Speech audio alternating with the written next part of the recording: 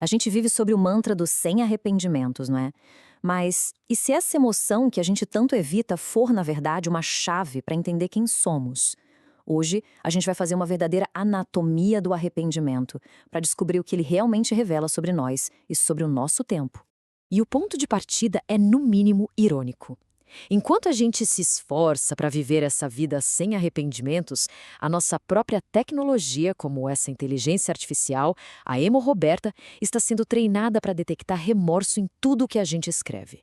Ou seja, uma máquina está aprendendo a enxergar aquilo que a gente mais tenta esconder.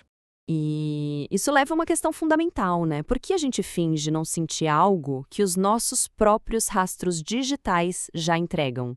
O que essa contradição toda diz sobre a pressão cultural que a gente vive para parecer perfeito o tempo todo? Bem, para entender essa contradição, a gente vai investigar o arrependimento por três lentes bem poderosas: a crítica social, que está lá na literatura, as profundezas da psicanálise e, claro, as ansiedades da nossa era digital. A nossa jornada começa lá no século XIX, com o escritor português Eça de Queiroz. Para ele, o arrependimento dos personagens dele não era uma fraqueza, de jeito nenhum. Era um espelho que refletia a hipocrisia de toda uma sociedade. É que nos romances do Essa, o arrependimento nunca é um ato isolado, sabe? Ele é a consequência inevitável de quando o desejo humano bate de frente com as regras super rígidas de uma sociedade que exige moralidade em público, mas tolera o engano a portas fechadas. A culpa das personagens, então, vira um sintoma de um sistema social doente. E essa citação resume perfeitamente a visão dele. Os crimes de paixão são parte do que nos torna humanos.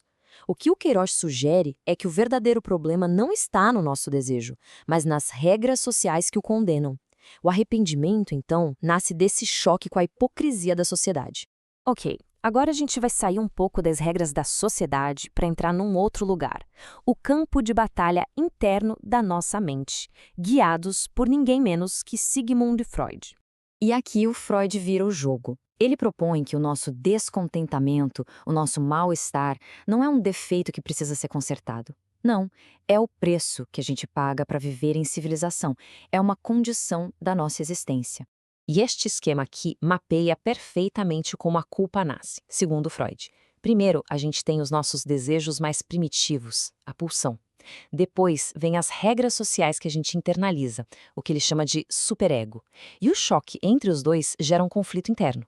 E é daí que nasce a culpa.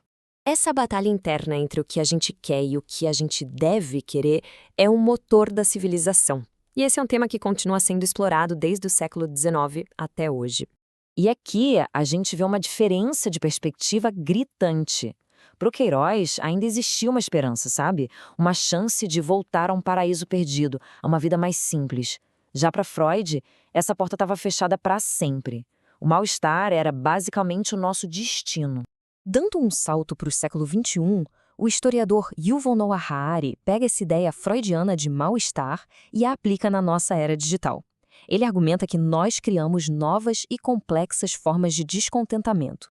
O que a Harari sugere é que vivemos uma espécie de arrependimento civilizacional, um remorso coletivo pelas promessas do progresso.